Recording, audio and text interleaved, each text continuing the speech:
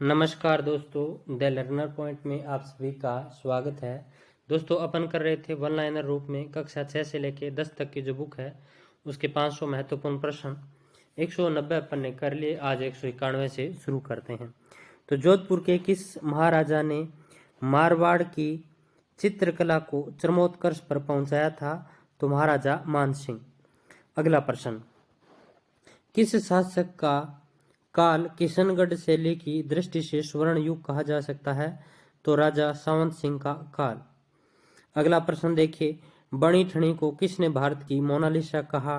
तो Eric Dixon ने कहा। अगला प्रश्न, उष्णा व साहिबा महिला चित्रकार किस शैली से संबंधित हैं? उष्णा व साहिबा महिला चित्रकार किस शैली से संबंधित है? तो अजमेर चित्र शैली से संबंधित हैं। फिर देखिए, बूंदी में चित्रशाला का निर्माण किसके समय में हुआ? तो राव उमेद सिंह के समय में चित्रशाला का निर्माण हुआ बूंदी में। अगला प्रश्न देखिए, किसके समय चित्र सर्जन का केंद्र सूरत खाना आमेर से हटकर जयपुर में आ गया? अच्छा प्रश्न है ये। तो महाराजा सवाई ईश्वरी सिंह के समय। फिर देखिए, भित्ति चित्रों के कारण शेखावाटी को क्या कहा जाता है? तो ओपन आर्ट गैलरी। अगला प्रश्न देखिए, भीलवाड़ा निवासी श्रीलाल जोशी किस कला के चित्रकार हैं? तो फड़। फिर देखिए, श्रीनाथ जी का पन्ना सर्वाधिक कलात्मक है जिसमें कितने श्रृंगारों का चित्रण होता है? तो 24। मांगीलाल मिस्त्री का संबंध किस कला से है? तो कावड़ कला से संबंधित हैं। किस क्षेत्र में एक से बढ़कर एक सौंदर्यपूर्ण विल देखने को मिलती हैं? तो जैसलमेर में। धागा पुतली या कठपुतली किसकी देन मानी जाती है? तो ये राजस्थान की। पक्षियों को महत्व देने वाली चित्रशैली है? तो बूंदी चित्रशैली है दोस्तों, पक्षियों को महत्व देने वाली चित्रशैली। फड़ वाचन का कार्य कौन करते हैं? तो भोपे करते हैं फड़ वाचन का कार्य। फिर देखिए, सांझी का संबंध किस देवी से है? तो सांझी का संबंध है वो पार्वती से है। अगला प्रश्न, जयपुर के उस कारखाने का नाम बताइए जहां कलाकार चित्र बनाते थे? तो सूरत खाना। अगला देखिए, पृथ्वीराज विजय में अजमेर की तुलना किससे की गई है? तो इंद्रपुरी से की गई है। अगला प्रश्न देखिए, किस शिल्पकार ने जयपुर शहर को 9 वर्गों के सिद्धांत पर बसाया था? तो किस शिल्पकार ने जयपुर शहर को 9 वर्गों के सिद्धांत पर बसाया था? तो विद्याधर ने। फिर देखिए, किस दुर्ग का निर्माण राजा चित्रांग मौर्य ने करवाकर उसका नाम चित्रकूट रखा था? तो चित्तौड़गढ़। किस दुर्ग का निर्माण राजा चित्रांग मौर्य ने करवाकर उसका नाम चित्रकूट रखा था? तो चित्तौड़गढ़। फिर देखिए, कौन सा दुर्ग संकट काल में मेवाड़ के राज परिवार का आश्रय स्थल रहा? तो कुंभलगढ़ दुर्ग रहा था। किस दुर्ग की सुरक्षा दीवार के बारे में कहा जाता है कि यह इतनी चौड़ी है कि इस पर एक साथ 8 घुड़सवार चल सकते हैं? तो ऐसी कहावत है कुंभलगढ़ दुर्ग के बारे में। फिर देखिए 212 नंबर, उड़ना राजकुमार पृथ्वीराज राठौड़ की छतरी किस दुर्ग में स्थित है? तो कुंभलगढ़ दुर्ग में स्थित है। अगला देखिए, किस दुर्ग को अबुल फजल ने बख्तरबंद कहा? तो ये कहा था रणथंभौर दुर्ग सवाई माधोपुर। अलाउद्दीन खिलजी के काल में सिवाना दुर्ग किसके अधिकार में था? तो ये था सातल देव के अधिकार में। फिर देखिए, राव मालदेव ने गिरी सुमेल के युद्ध में शेरशाह की सेना द्वारा पीछा किए जाने पर किस दुर्ग में आश्रय लिया था? तो सिवाना दुर्ग बाड़मेर। फिर देखिए, तारागढ़ किला बूंदी का निर्माण किसने करवाया? तो राव बरसिंह ने। वीर विनोद के अनुसार कौन से महाराणा बूंदी विजय करने के प्रयास में मारे गए थे? तो छत्र सिंह। औरंगजेब के द्वारा बुलंद दरवाजा किस किले में बनवाया गया? तो इसका हो जाएगा गागरोन का किला झालावाड़। फिर देखिए किस किले में रखी जयबाण तोप एशिया की सबसे बड़ी तोप है, तो जयगढ़ आमेर। अगला देखिए जैसलमेर किला किस पहाड़ी पर स्थित है, तो जैसलमेर किला है ये त्रिकुट पहाड़ी पर स्थित है। फिर देखिए लोहागढ़ भरतपुर के किले का निर्माण किसने करवाया था, तो महाराजा सूरजमल ने करवाया। फिर देखिए किस किले में किशोरी महल, जवाहर बुर्ज, कोठी खास, वजीर की कोठी, दादी माँ का महल, गंगा मंदिर व लक्ष्मण मंदिर स्थित है, तो लोहागढ़ दुर्ग में, लोहागढ़ दुर्ग भरतपुर। अगला देखिए दोस्तों गुर्जर प्रतिहार शैली का अंतिम व सबसे भव्य मंदिर कौन सा है, तो किराड़ू का सोमेश्वर मंदिर। मेवाड़ राजघराने का कुल देवता किसे माना जाता है, तो एकलिंग जी को माना जाता है। किराड़ू का प्राचीन नाम क्या था, तो किराड़ू का प्राचीन नाम था किराटकूप। फिर देखिए बांडोली के शिव मंदिर कहाँ स्थित है, तो बांडोली के शिव मंदिर है ये चित्तौड़गढ़ जिले में स्थित है। भंडदेवरा का शिव मंदिर कहाँ स्थित है, जिसे हाड़ौती का खजुराहो कहा जाता है, तो भंडदेवरा शिव मंदिर है ये बारां में स्थित है। अगला देखिए शिव मंदिर भंडदेवरा बारां के मंदिर का निर्माण किसने करवाया, तो यानी शिव मंदिर है जो भंडदेवरा बारां वाला, उसका निर्माण किसने करवाया था, तो मेदवंशीय राजा मल्ल वर्मा ने करवाया। सास बहु नामक दो जुड़वा वैष्णव मंदिर कहाँ स्थित है, तो नागदा उदयपुर में स्थित है। अब देखो ये चीज तो अपन को पता है कि सास बहू का मंदिर है वो नागदा में है, लेकिन ये वैष्णव मंदिर है, ये बहुत अच्छी बात है ये। फिर देखिए बछाउतों की हवेली, बछाउतों की हवेली कहाँ स्थित है, तो बीकानेर में स्थित है। कौन सा क्षेत्र भित्ति चित्रों के लिए प्रसिद्ध है, तो शेखावाटी है ये भित्ति चित्रों के लिए प्रसिद्ध है। फिर देखिए डूंगरपुर के निकट स्थित प्रसिद्ध नौलखा बावड़ी का निर्माण किसने करवाया था, तो महारावल आस्करण की पत्नी प्रेमल देवी ने। बूंदी में स्थित रानी जी की बावड़ी का निर्माण किसने करवाया, अनिरुद्ध सिंह की पत्नी नाथावत ने करवाया। फिर देखिए हर्षद माता का मंदिर कहाँ स्थित है, तो हर्षद माता का मंदिर है ये अभानेरी दौसा में स्थित है। फिर देखिए लोक गीत ही जनता की भाषा है, लोक गीत हमारी संस्कृति के पहरेदार हैं, यह कथन किसका है, तो यह कथन है गांधी जी का।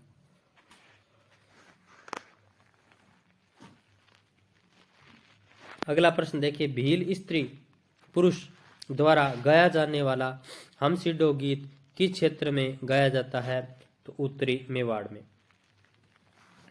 फिर देखिए दीपावली के 15 दिन पहले ही लड़कों द्वारा समूह में कौन से गीत गाए जाते हैं, तो लोवड़ी अथवा हरणी।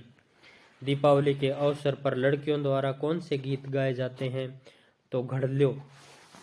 फिर देखो अगला प्रश्न देखो गेर लोक नृत्य कहाँ का प्रसिद्ध है, तो ये मेवाड़ और बाड़मेर क्षेत्र का गेर लोक नृत्य प्रसिद्ध है। गिद्दड़ नृत्य होली के अवसर पर किस क्षेत्र में किया जाता है, तो ये शेखावाटी क्षेत्र में किया जाता है, शेखावाटी क्षेत्र का प्रसिद्ध है। शेखावाटी के किस नृत्य में ढोल व थाली बजाई जाती है, तो कच्छी घोड़ी नृत्य में बजाई जाती है, जो कि एक व्यावसायिक नृत्य है।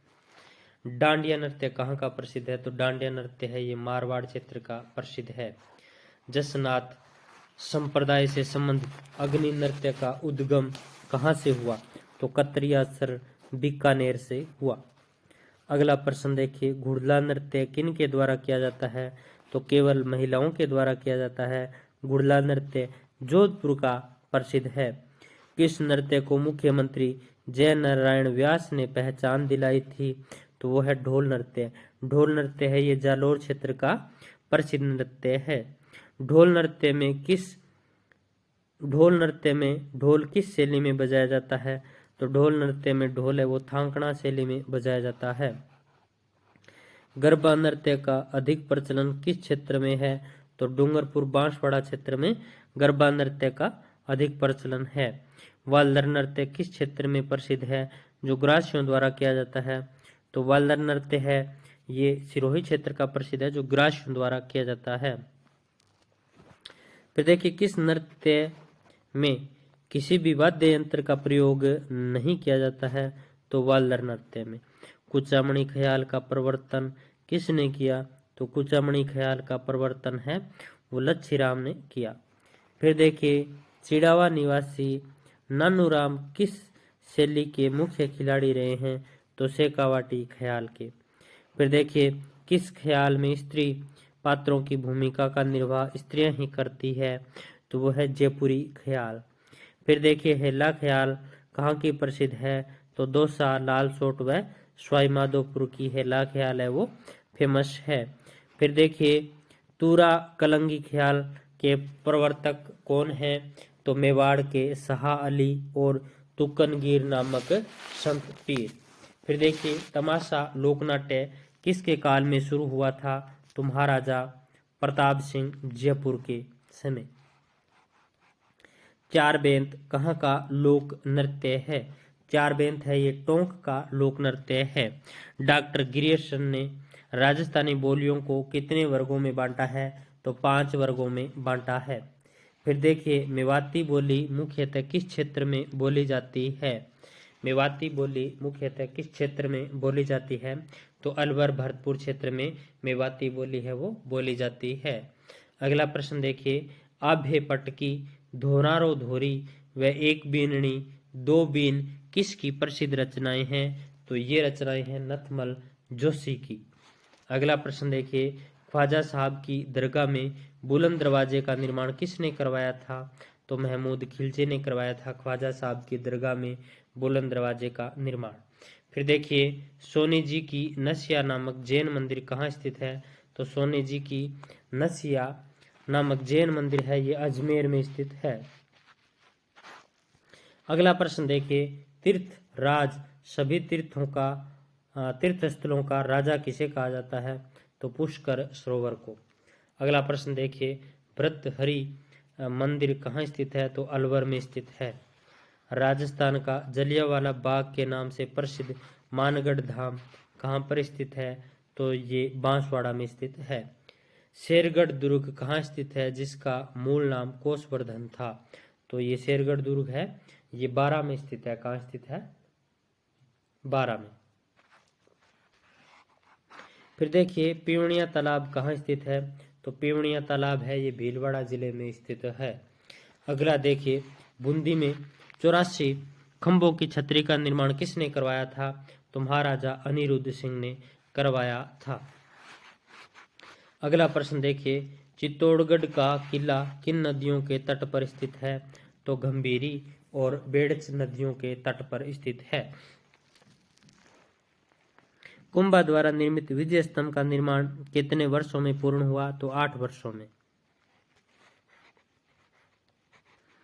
अगला प्रश्न देखिए चांद बावड़ी अभनेरी और हर्षद माता मंदिर अभनेरी किस जिले में स्थित है, तो ये दौसा में।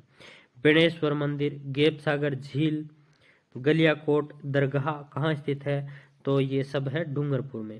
फिर देखिए उत्तरी सीमा का प्रहरी कौन सा जिला कहलाता है या किला कहलाता है, सॉरी किला, तो भटनेर किला हनुमानगढ़।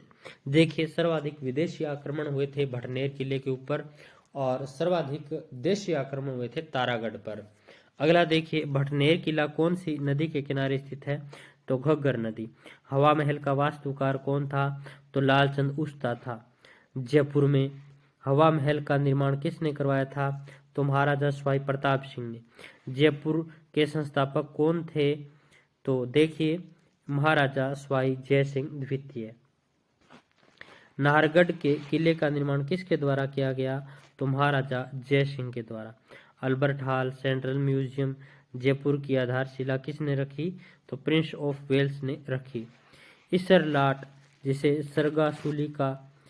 सरगासुली के नाम से भी जाना जाता है का निर्माण किसने करवाया, तो राजा ईश्वरी सिंह जयपुरी ने। फिर देखिए गोविंद देव जी की मूर्ति सवाई जय सिंह कहाँ से जयपुर लाए थे, तो वृंदावन से।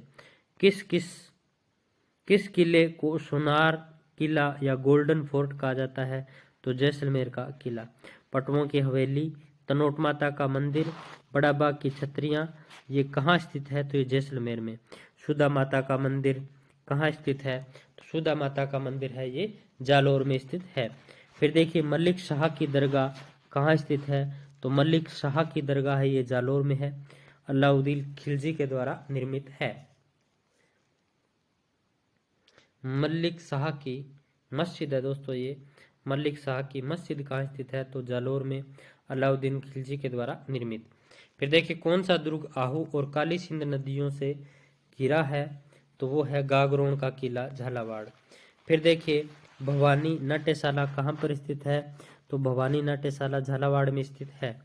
किसे झुंझुनू के हवा महल के नाम से जाना जाता है? तो खेतरी के महल। श्रद्धानंद जी का आश्रम कहाँ स्थित है? तो लक्ष्मणगढ़ सीकर में स्थित है। झुंझुनू और सीकर के बीच स्थित नवलगढ़ किसके लिए प्रसिद्ध है? तो सुंदर हवेलियों के लिए प्रसिद्ध है। जोधपुर में स्थित जसवंत थड़ा का निर्माण किसने करवाया था? तो सरदार सिंह ने, अपने पिता जसवंत सिंह द्वितीय की स्मृति में। फिर देखिए बालसमंद झील कहाँ स्थित है? तो बालसमंद झील है ये जोधपुर में स्थित है। मेहंदीपुर बालाजी का मंदिर कहाँ स्थित है? तो मेहंदीपुर बालाजी का मंदिर है ये, तो मेहंदीपुर बालाजी का मंदिर है ये दौसा में स्थित है। कहाँ स्थित है? दौसा में। और सालासर बालाजी का मंदिर है वो चूरू में है। कहाँ है? चूरू में। अगला प्रश्न देखिए कसवा महादेव का मंदिर कहाँ स्थित है? तो कसवा महादेव का मंदिर है ये।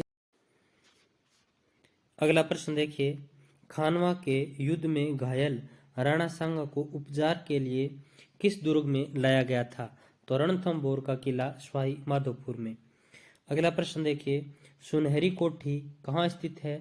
तो सुनहरी कोठी है ये टोंक में स्थित है। बुड्ढा जोहड़ गुरुद्वारा किस जिले में स्थित है? तो ये बुड्ढा जोहड़ गुरुद्वारा है ये श्री गंगानगर में है। अगला प्रश्न देखिए किस झील में सौर वेधशाला स्थित है? तो फतेह सागर झील में सौर वेधशाला स्थित है। किस झील का उद्घाटन ड्यूक ऑफ कनॉट के द्वारा करने के कारण इसे कनाट बांध भी कहा जाता है? तो इसका राइट आंसर हो जाएगा फतेह सागर झील। अगला प्रश्न देखिए डूंगरपुर के किस महारावल ने गौरीबाई के लिए बाल मुकुंद मंदिर का निर्माण करवाया? तो महारावल शिव सिंह। अगला प्रश्न देखिए दुर्सा अड्डा किसके समकालीन थे? तो अकबर के। दुर्सा अड्डा है ये अकबर के समकालीन थे। फिर देखिए ब्रिटिश भारत सरकार ने किनको केसर ए हिंद की उपाधि से नवाजा तथा महाराणा मेवाड़ ने इनको कवि राजा की उपाधि से विभूषित किया? तो कविराज श्यामल दास। अगला प्रश्न देखिए भारतीय प्राचीन लिपिमाला नामक ग्रंथ की रचना किसने की थी? तो गौरीशंकर हीराचंद ओझा ने। फिर देखिए अंग्रेजी सरकार ने किसे महोपाध्याय एवं राय बहादुर की उपाधि प्रदान की थी? तो गौरीशंकर हीराचंद ओझा। अगला देखिए दुविधा अलेखू हिटलर बातारी फुलवारी बापू के 3 हत्यारे किसकी रचनाएं हैं? तो ये विजयदान देथा की। अगला प्रश्न देखिए लोकप्रिय गीत धरती धोरारी पाथल और पित्थल के रचयिता कौन है? तो कन्हैयालाल सेठिया। केसरिया बालम आओ नी पधारो हमारे देश गीत की प्रख्यात मांड गायिका अल्लाह जिलाबाई का जन्म कहाँ हुआ? तो बीकानेर में। शिक्षा संत के रूप में प्रसिद्ध स्वामी केशवानंद जी का जन्म कहाँ हुआ? तो मगलूणा गांव सीकर में। अगला देखिए पत्रकारिता के भीष्म पितामह के नाम से कौन जाने जाते हैं? तो पंडित झाबरमल शर्मा। अगला देखिए अणुव्रत आंदोलन के सूत्रधार आचार्य तुलसी का जन्म कहाँ हुआ? तो लाडनू नागौर में। फिर देखिए शिल्प गुरु के नाम से प्रसिद्ध कृपाल सिंह शेखावत का जन्म कहाँ हुआ? तो सीकर में। जयपुर फूट के जनक कौन हैं? तो डॉक्टर पीके सेठी। अगला देखिए भारत में कितने राज्य व केंद्र शासित प्रदेश हैं? तो अगला प्रश्न देखिए भारत के लगभग कितने प्रतिशत भाग पर राजस्थान फैला हुआ है? तो 10.41%। राजस्थान का विस्तार उत्तर से दक्षिण कितने किलोमीटर है? तो 826 किलोमीटर। क्षेत्रफल की दृष्टि से राजस्थान का सबसे बड़ा व छोटा राज्य कौन सा है? तो देखिए, सबसे बड़ा तो है जैसलमेर और छोटा है धौलपुर। राजस्थान के किस जिले में सर्वप्रथम सूर्योदय एवं सूर्यास्त होता है? तो धौलपुर में। राजस्थान में कितने जिले एवं संभाग हैं? तो 33 जिले और 7 संभाग। राजस्थान का वह संभाग जिसमें 5 जिले शामिल हैं तो वो है जयपुर। राजस्थान के वे संभाग जिनके अंतर्गत 6 जिले आते हैं तो वो है जोधपुर और उदयपुर संभाग। राजस्थान के कितने पड़ोसी राज्य हैं? तो 5 है, पंजाब, हरियाणा, उत्तर प्रदेश, मध्य प्रदेश और गुजरात। अगला देखिए, राजस्थान की कुल स्थलीय सीमा की लंबाई कितनी है? तो 5920 किलोमीटर। और अंतर्राज्यीय पूछ ले तो 5920 में से 1070 घटा देना तो अंतर्राज्यीय सीमा है वो आ जाएगी।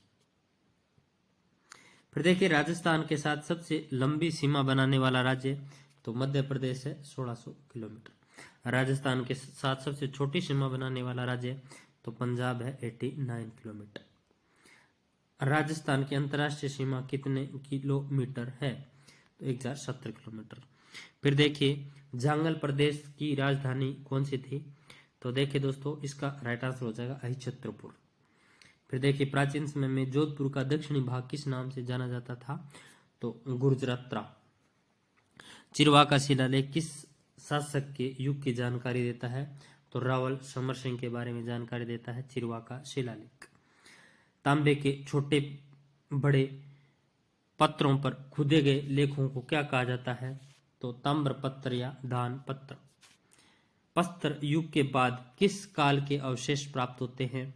तो ताम्र काल के तथा उसके पश्चात लोह युग के। फिर देखिए, आहार स्थल की खुदाई में गाय के मुख वाले प्याले, तांबे के बेल, कांसे के दर्पण, हाथीदांत का कंगा व मिट्टी के बर्तन प्राप्त हुए हैं तो ये सारे कालीबंगा से। किस सभ्यता स्थल पर बड़े कमरों के बीच में बांस की पर्दी पर मिट्टी चढ़ाकर उसे छोटे छोटे कमरों या ओवरों में विभाजित किया जाता था तो ऐसी व्यवस्था थी आहड़ में। किस स्थान से उच्च कोटि के चावल उत्पादित होते थे? तो वो आहड़ से। कहाँ के निवासियों में मिश्रित अर्थव्यवस्था, कृषि, पशुपालन, शिकार प्रचलित था? तो बालाथल। किस सभ्यता को ताम्र संचयी के नाम से भी जाना जाता है? तो गणेश्वर सभ्यता। किस सभ्यता स्थल से एक कमरे में 36 चांदी की मुद्राएं मिली है, जिनमें 8 पंचमारक और 28 भारतीय यूनानी शासकों की है? तो ये विराट से। सेना में वेतन देना तथा सेना संबंधी अन्य कार्यों की जिम्मेदारी किसकी होती थी? तो बख्शी की। राजस्थान के प्रथम निर्वाचित मुख्यमंत्री तो टीकाराम पालीवाल। भू संरचना के आधार पर राजस्थान को कितने भौतिक भागों में बांटा गया है? तो 4। थार मरुस्थल, अरावली, पूर्वी मैदानी, दक्षिण पूर्वी पठार। थार मरुस्थल राजस्थान के कितने जिलों व कितने प्रतिशत भाग पर फैला हुआ है? तो 12 जिलों और 61% भाग पर फैला हुआ है। अरावली पर्वतमाला दक्षिण में गुजरात के खेड़ब्रह्मा से लेकर दिल्ली के रायसीना तक कितने किलोमीटर में विस्तृत है? तो 692 किलोमीटर। राजस्थान की जीवन रेखा किसे कहा जाता है? तो अरावली पर्वतमाला को राजस्थान की जीवन रेखा के नाम से जाना जाता है। फिर देखिए, राजस्थान का सबसे उपयोगी एवं सर्वाधिक जनघनत्व वाला भौतिक प्रदेश कौन सा है? तो पूर्वी मैदान। फिर देखिए, राजस्थान में ग्रीष्म ऋतु में चलने वाली अत्यंत गर्म धूल भरी हवाओं को क्या कहा जाता है? तो लू कहा जाता है। क्या कहा जाता है? लू। राजस्थान में सबसे अधिक वर्षा प्राप्त करने वाला स्थान कौन सा है? तो माउंट आबू। भारत में शीत ऋतु में होने वाली वर्षा को क्या कहा जाता है? तो मावठ कहते हैं। राजस्थान की एकमात्र नदी जो वर्ष भर बहती है तो वो है चंबल नदी। फिर देखिए, कौन सी नदी का उद्गम अजमेर जिले में गोविंदगढ़ के निकट सरस्वती व साबरमती नामक 2 धाराओं के मिलने से होता है? तो वो है लूणी। कौन सी नदी भरतपुर में गन्ना पक्षी राष्ट्रीय उद्यान में नम भूमि का निर्माण करती है, जिसे अर्जुन की गंगा कहा जाता है? तो बाण गंगा। चंबल परियोजना के अंतर्गत चंबल नदी पर कुल कितने बांध बनाए गए हैं? तो 4 बांध बनाए गए हैं। चंबल नदी पर स्थित कौन सा बांध मध्य प्रदेश में स्थित है? तो गांधी सागर बांध मध्य प्रदेश में स्थित है, ये मंदसौर जिले में। माही बजाज सागर परियोजना किन जिलों से संबंधित है? तो राजस्थान और गुजरात। और देखिए, इससे जो ऊर्जा प्राप्त होती है वो पूरी की पूरी राजस्थान को मिलती है 100%। फिर देखिए, बिशुलपुर परियोजना किस नदी पर स्थित है? तो देखिए, बनास नदी पर। सरदार सरोवर परियोजना किन राज्यों की संयुक्त परियोजना है? तो गुजरात, मध्य प्रदेश, महाराष्ट्र और राजस्थान, 4 राज्यों की है। फिर देखिए, सरदार सरोवर परियोजना द्वारा राजस्थान के